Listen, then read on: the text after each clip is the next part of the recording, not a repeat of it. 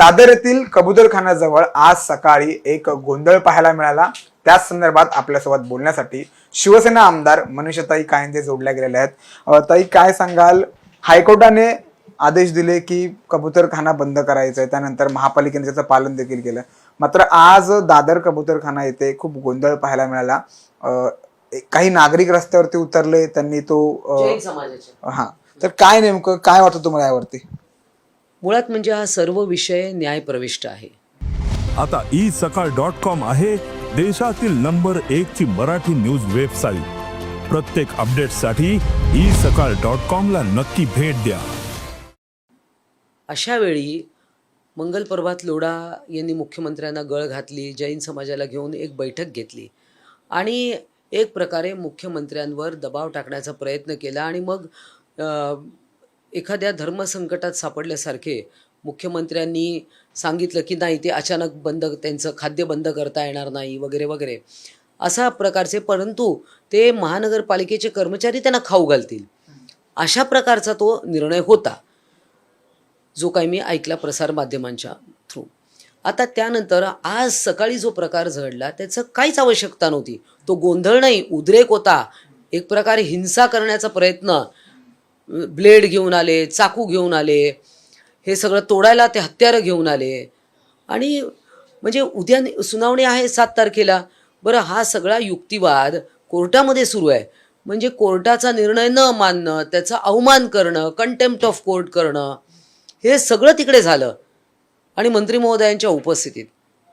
त्यामुळे हे अतिशय चुकीचं आहे आणि कबुतरांची काळजी घेणं, निगा ठेवणं तुम्हाला वाटत असेल तर तुम्ही तुमच्या घरी करू शकता, तुम्ही तुमच्या अंगणात करू शकता, तुम्ही तुमच्या टेरेसवर करू शकता। आता तिकडे जैन धर्माचं देऊळ आहे, त्यांनी मग पिजन नेट का लावून ठेवली आहे? कबूतर आत येऊ नये म्हणून, कारण त्यांनी घाण करू नये म्हणून। मग असं असताना पब्लिक प्लेसवर न्यूसेन्स, तो ट्रॅफिक आयलंड आहे, तो कबूतरखाना झाला। हळूहळू लोकांनी तिकडे धान्य टाकून टाकून तो कबूतरखाना झाला। तुम्ही कुठल्याही वाण्याच्या दुकानासमोर धान्य टाकायला चालू करा, कुठेही तिकडे कबूतरखाना चालू होईल, कारण कबुतरांना एकदा सवय लागली की ते तिकडे येतात। तर हळूहळू सवय बंद झाली, दुसरीकडे टाकले तर ते तिकडे जातात। त्यांना निसर्गाने पंख दिले आहेत, एकीकडे खाद्य नाही मिळालं दुसरीकडे जातील। आणि ते काय फक्त धान्य खातात का? तर नाही, ते अनेक प्रकारचे बाकी कीटक बिटक पण खातात।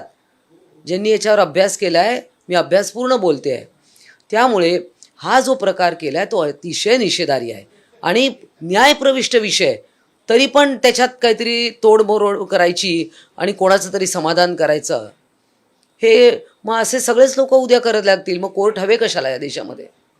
पण मंत्री मंगल प्रभात लोढा यांनी असं म्हटलेलं आहे की त्यामध्ये जैन समाजाचे कोणीही लोक नव्हते, ते बाहेरून लोक आलेले होते, त्यामुळे जैन समाजाला टार्गेट करू नका। त्यांनी कोणाचं काही आय कार्ड चेक केलं होतं का? नावं चेक केली होती का? ट्रस्टची माणसं तिथे दिसत होती, ते महिला सगळ्या गुजराती मारवाडी त्या सगळ्या होत्या तिथे। तर त्यांचं तेच म्हणणं आहे की त्यामध्ये ट्रस्टची माणसं वगैरे असं कोणीच नव्हतं। ट्रस्ट नाही, पण जैन समाजाची लोक होती ना, ट्रस्टची लोक। आता ट्रस्टी काय आम्ही चेहरे ओळखत नाही त्यांचे, ट्रस्टी नसतील, पण जैन समाजातली लोक होती ना, त्यांना कोणी गोळा केलं, कोणी निरोप दिला, कोणीतरी ऑर्गनाईज केलं ना। मग नाही ते सगळे हत्यारे घेऊन कसे काय आले?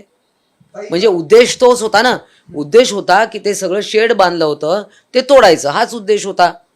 माझा एक प्रश्न आहे, हायकोर्टाने आदेश दिला होता की कारवाई करायची, त्यानंतर महापालिकेने कारवाई केली, मग तोपर्यंत त्या सर्व दिवसांमध्ये नागरिक शांत होते।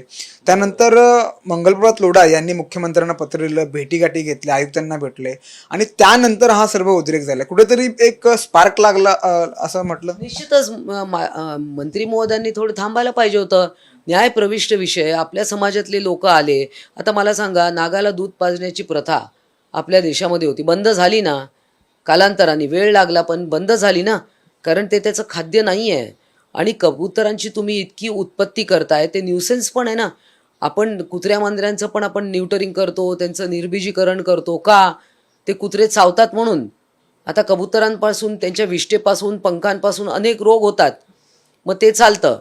आता ज्यांच्या घरातली लोक या सगळ्या श्वसनाच्या आजाराने मेली आहेत, त्यांनी उद्या मोर्चा काढायचा का? त्यांची बाजू कोण मांडणार? म्हणून तर ते कोर्टात गेले ना। आणि कोर्टात युक्तिवाद कोण करत आहे? डॉक्टर्स आहे, रिसर्च आहे, सायंटिफिक आर्टिकल्स आहे. त्याच्यावर मी जेव्हा हा प्रश्न उपस्थित केला, अनेक लोकांनी मला ईमेल करून, व्हॉट्सॲपवर मेसेज करून, SMS वर मेसेज करून की तुम्ही एका या गोष्टीला वाचा फोडली, आम्ही हैराण झालो आहे. दादरच्या सगळ्या परिसरात, कबूतरखान्याच्या परिसरातली लोकं हैराण झाली आहेत. दिवसभर खिडक्या बंद करून बसावी लागतात, बर्ड नेट लावावी लागते. कशासाठी? हा अट्टास जो आहे. आणि मग तिकडे गुजरातमध्ये जेव्हा पतंग महोत्सव होतो, तिथे त्या पतंगाचा जो मांजा आहे त्यांनी अनेक पक्षी मरतात, त्यांना इजा होते, त्यांचे पंख तुटतात, त्यांची कापले जातात. मग त्याबद्दल आपलं काय मत आहे?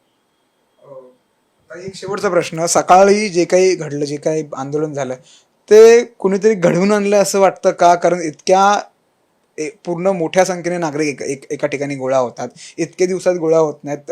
कोर्टाने आदेश दिले, त्यानंतर पालिकेने कारवाई केली, एका दिवसामध्ये एवढे सगळे लोक. निश्चितच हे प्रीप्लॅन्ड असणारच. नाही तर हत्यार घेऊन का आले?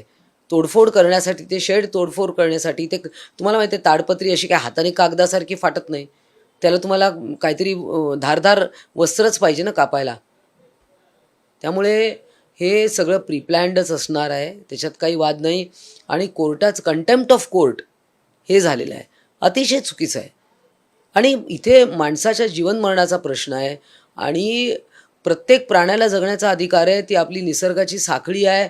परंतु त्यांना रोज उठून 5-5 किलो तुम्ही प्रत्येक फुटपाथवर टाकते. आज मुंबईच्या अनेक फुटपाथवर हे असे कबूतरखाने चालू आहे. जिकडे कुठे एखाद्या वाण्याचं दुकान असेल, काय असेल, तिकडे 4 लोक रोज कबूतर दाणे टाकतात, झाला तयार कबूतरखाना. तिकडे तुम्ही बंद करा, ते दुसरीकडे टाकतात. म्हणजे हा एक प्रकारचा नाठाळपणा आहे. मुंबईचे सर्वच कबूतरखाने बंद व्हावेत, मग बंद करायला पाहिजे. काहीतरी पर्यायी व्यवस्था. बरं, मी काय म्हणते, पर्यायी व्यवस्था म्हणजे करायची तर मग मोकळ्या ठिकाणी कुठेतरी टाका, म्हणजे कुठेतरी तो न्यूसेन्स होणारच आहे. बरं, हा कबूतर हा काय एंडेंजर्ड प्राणी पण नाही आहे. 1972च्या वाईल्ड लाईफ प्रोटेक्शन ॲक्टमधला तो काय एंडेंजर्ड आहे का? की आता नष्ट होण्याच्या परिस्थितीत आहे आणि त्याला आता जीवन मरणाचा प्रश्न आहे. ते जातील, त्यांना निसर्गाने पंख दिले आहेत, त्यांचं खाद्य ते शोधत असतात. त्यांना एका ठिकाणी तुम्ही भरमसाठ किलोनी किलो धान्य पडतंय, मग त्यांना तिकडेच खातील ना ते. जिकडे तुम्ही चालू कराल तिकडे ते सुरू होतं. तुम्ही म्हणालात की पर्यायी जागा द्या.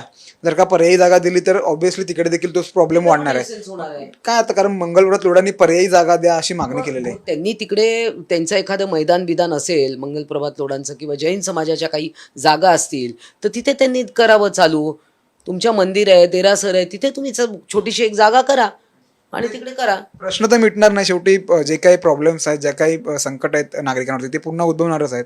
हो, म्हणूनच कंट्रोल पाहिजे. कुठल्याही गोष्टीचा कंट्रोल हा आला पाहिजे. तुम्ही कुठल्याही प्राण्याची, आता तुम्ही भटक्या कुत्र्यांवर तुम्ही करताच ना कारवाई. कसं करता तुम्ही? कारण तो तुम्हाला चावतोय, त्याच्यामुळे तुम्हाला रेबीज होऊ शकतो. मग हे सगळं याच्यावर विचार व्हायलाच पाहिजे ना, निश्चित. किंवा अशा ठिकाणी करा की तिकडे जाऊन त्यांना खातील किंवा काहीतरी याच्यावर तोडगा काढायलाच पाहिजे. एक वेगळा राजकीय प्रश्न विचारतो. 2 ठाकरे बंधू एकत्र येणार याची कुठेतरी नांदी पाहायला मिळते. बेस्टच्या निवडणुकीमध्ये मनसे आणि ठाकरे गटाची युती झालेली पाहायला मिळते. तुम्ही नेमकं कसं बघता याकडे? महाराष्ट्रात खूप प्रकारचे प्रश्न आहेत. 2 ठाकरे बंधू एकत्र येऊ देत नाही तर नको येऊ देत, हा काय महाराष्ट्रासमोरचा जटिल प्रश्न नाही आहे.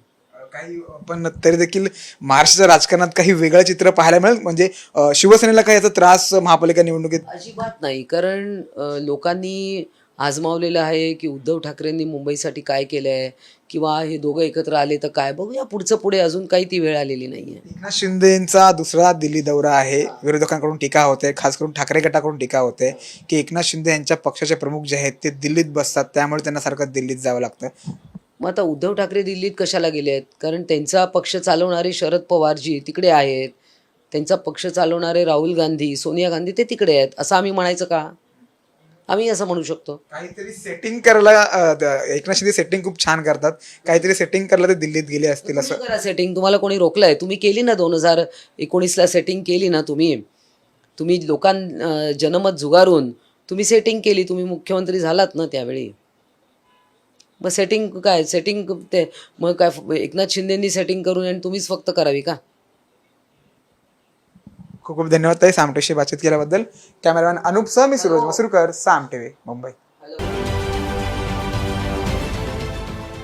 देश विदेशातील प्रत्येक घडामोडींचे लाईव्ह अपडेट मिळवण्यासाठी आता साम टीव्हीच्या सर्व सोशल मीडिया प्लॅटफॉर्मला लाईक, फॉलो आणि सबस्क्राईब करा. तसंच सर्व नोटिफिकेशनसाठी बेल आयकॉन प्रेस करायला विसरू नका.